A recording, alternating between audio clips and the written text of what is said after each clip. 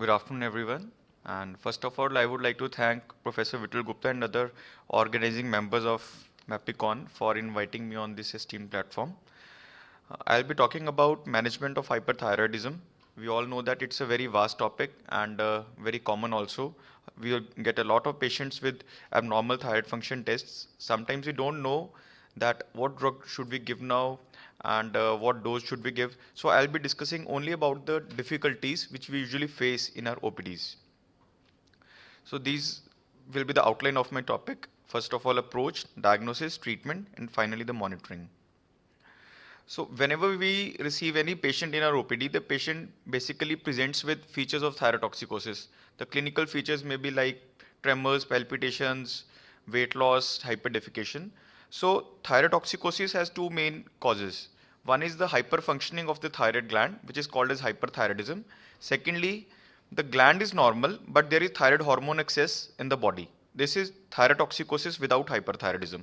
So we have to divide whether it is a hyperthyroidism, a thyroid hormone excess due to other causes. Amongst hyperthyroidism, Graves' disease is the most common cause, accounting for 70 to 80% of the cases. And rest are toxic multinodular goiter, toxic adenoma, and other rare causes like struma ovariae. I'm not going to discuss all those things. And if we see the thyroid hormone excess not due to hyperthyroidism, it is thyroiditis and factitious thyrotoxicosis. Factitious thyrotoxicosis is the condition in which patient takes excess of levothyroxine, and thyroiditis is the main cause of thyrotoxicosis other than hyperthyroidism. Out of thyroiditis, subacute thyroiditis is very common and it is usually preceded by viral infection, especially very common nowadays in this season, rainy season, because most of the people they are having viral illness, and followed by viral illness, a lot of patients develop thyrotoxicosis, which is usually subacute thyroiditis. Other causes are infectious thyroiditis, radiation induced, or other forms like silent, postpartum, drug induced, or chronic lymphocytic thyroiditis. So how to differentiate between these two things, whether it is hyperthyroidism or thyrotoxicosis due to thyroiditis? So I am focusing only on the Graves' disease because it is the most common cause of hyperthyroidism. First of all, there will be clinical features of thyrotoxicosis like weight loss, tremors, hyperdefecation, excessive sweating. Then there will be goiter, which will be of significant size. It will be diffuse, soft, and if you auscultate, bruit may be audible in certain cases. There will be long-standing history of months, and patient may present directly with complications like ophthalmopathy or orbitopathy, we call as dermopathy and acropathy. These are the three typical complications of Graves' disease mediated by autoimmune phenomena. In the pictures I've shown here, the orbitopathy, the acropathy is the clubbing, and dermopathy is the skin condition. And if cardiac involvement is there, this is also typical of Graves' disease. If any of these complications are present, then you don't need any further test to differentiate between these two conditions. It will be obviously Graves' disease. If in case of thyroiditis, the patients usually present with features of thyrotoxicosis. Along with that, the goiter may be there. It is usually small, painful, and tender. Patients usually come with pain in the neck, radiating to the supraclavicular area or on the back of the neck also. There may be associated lymphadenopathy.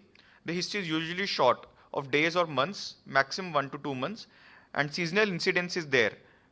This disease of subacute thyroiditis is mainly in India, especially in the North India. It is encountered especially in relatively two parts of the year. One is this season, in the rainy season, and second in the Jan to March, in the winters when the patients usually suffer from viral illnesses. And typically there will be absence of complications. So then we come to the investigations part. If we want to differentiate Graves' disease from toxic adenoma and thyroiditis, first of all, TSH, it will be low in all the three conditions because all are thyrotoxic, but in thyroiditis, TSH is slightly low. The striking thing here is the free T3 and T4. Free T3 will be elevated very too much in case of hyperthyroidism, whereas in thyroiditis, free T4 is markedly elevated. This is because in hyperthyroidism, the gland is hyperfunctioning. It is producing more of free T3. Whereas in thyroiditis, there is inflammation and destruction of the gland. So free T4 is higher in case of thyroiditis. Third typical marker of thyroiditis is ESR. ESR is very high in case of thyroiditis, whereas it's normal in Graves and toxic adenoma. And it is a typical exam question of also that what are the main causes of markedly high ESR. ESR may be more than 100 also in case of thyroiditis. Liver enzymes, they can be elevated in all the conditions. And the diagnostic, or you can say the gold standard investigation for differentiating these conditions, is the TSH receptor antibody. TSH receptor antibodies, these are elevated in Graves' disease, but these are normal, or you can say absent, in toxic adenoma and thyroiditis. So this is the gold standard test for diagnosis of Graves' disease, biochemical test. Second test for differentiating these conditions is the technetium scan or the radioactive iodine uptake scan. Nowadays, this scan is done is available at all the nuclear medicine centers. I've seen all the conditions here. In Graves' disease, you can see that both the lobes are taking the uptake. These are diffusely toxic, and background uptake is very less. You can't see anything in the background because all the technetium or the radioactive iodine is taken up by the thyroid gland. Then we see the thyroiditis. In this, there is inflammation of the gland, there is ongoing destruction of the gland. So gland is not taking up any radioactive iodine or technetium, and that's why the uptake is seen in the peripheral tissues. No uptake is there in the thyroid gland. So 0% uptake is there. In adenoma, you can see the focal uptake in the lower pole, in the lower pole of the left lobe of the thyroid. So it is left inferior thyroid adenoma. And toxic MNG, you can see multiple points of uptake. So these are the typical pictures of the technetium scan in the different thyroid conditions. Coming to the treatment part. So hyperthyroidism or Graves' disease, the treatment discussion is very vast, but I'm going to just focus on the basic treatment. First and foremost is the symptomatic treatment for the patient, because the patient has come to us for the symptoms, that is weight loss, anxiety, palpitations. For this, beta blockers are the first line, and amongst that propranolol is the first line, which can be given in 10 to 40 milligrams dose 3 to 4 times a day. Ideally, short acting propranolol should be given, but if short acting is not available, you can give long acting also. Other beta blockers like atenolol, metoprolol, nadolol, or esmolol can also be given. And second is the antithyroid treatment, which comprises of antithyroid drugs, radioactive iodine ablation, and thyroidectomy or surgery. We know that there are three antithyroid drugs with us: propylthiouracil, methimazole, and carbimazole. Now the important thing here to remember is the dose at initiation. I have seen a lot of times in my OPD that patient comes with very high levels of T3, T4 and undetectable TSH and started on neomercazole 10 mg once a day. So that is not a correct treatment. We have to start proper doses. So the dose of methimazole at initiation is defined by the free T3 levels. If free T3 is 1 to 1.5 times, then start with 5 to 10 milligrams methimazole per day. If free T3 levels are 1.5 to 2 times, start with 10 to 20 milligrams per day. And if free T3 levels are 2 to 3 times, then start with 30 to 40 milligrams of methimazole per day. So this is the dose of initiation. Further doses are determined based on the T3 levels. Then coming to the equivalent doses. This is again a very important concern in most of the doctors' mind, that if we want to shift the patient from methimazole to carbimazole or from methimazole to propylthiouracil, because propylthiouracil is recommended in pregnancy, so we have to know these numbers. Methimazole 6 milligrams is equivalent to 10 milligrams of carbimazole, and methimazole 1 milligram is equivalent to 20 milligrams of propylthiouracil. And we have to give antithyroid drugs for at least 12 to 18 months for Graves' disease in adults. Minimum 18 months of treatment is recommended. After that, you can think of tapering down the drugs and taking the patient off the treatment. Coming to the adverse drug reactions, these are divided into two parts, minor and major. Minor are like rash, pruritus, and arthralgias. We usually give symptomatic treatment like antihistaminics for this, but we may have to stop if the patient is not tolerating at all. Major side effects like agranulocytosis, vasculitis, and hepatotoxicity. If any of this major side effect occurs, then you have to immediately stop the antithyroid drug, and the drug can never be restarted. You have to go for other option like radioactive iodine or surgery in those cases. So clinical situations that favor a particular modality for Graves' hyperthyroidism. Basically in Graves' hyperthyroidism, you can go with either radioactive iodine or antithyroid drug. Surgery is indicated only in certain conditions like malignancy, compressive symptoms, or hyperparathyroidism is there. Except pregnancy, where you cannot give radioactive iodine.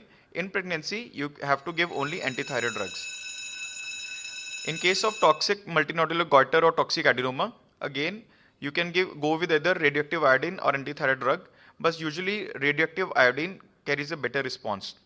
So to summarize, for the choice of therapy in Graves' disease, both are okay. You can give either with the antithyroid drug or the radioactive iodine, and thyroidectomy is done only in selected cases. So the basic indications of surgery in hyperthyroidism is: one is malignancy, second is compressive features due to goiter, cosmetic concern, retrosternal extension of goiter, and concomitant hyperparathyroidism. If any of these conditions are there, then you should go with the surgery.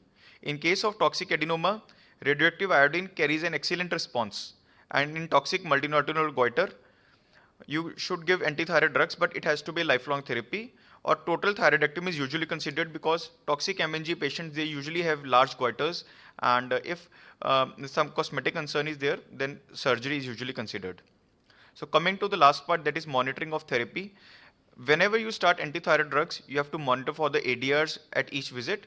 Titrate the dose on basis of free T3 levels initially, followed by TSH, once free T3 and T4 are normalized. So this is again a second thing which we usually do wrong in our practice, is that in hyperthyroidism, we have to follow free T3 levels, not the TSH ones. Initially, you have to follow free T3, and later on TSH can be monitored. TSH may take up to 6 months to normalize, and monitor TSH receptor antibody levels 4 to 6 monthly after 12 to 18 months of treatment. And when the TSH receptor antibodies become undetectable, you can stop the treatment.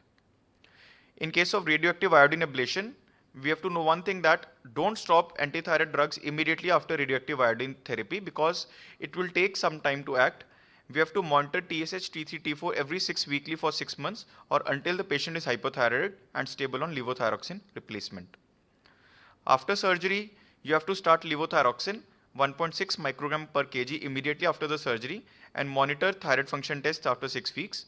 And no need to start levothyroxine after partial thyroidectomy. This is also common practice which I see, that patients are done hemithyroidectomy and they are started on levothyroxine. There is no role of starting prophylactic levothyroxine in such patients. You have to just monitor your thyroid profile.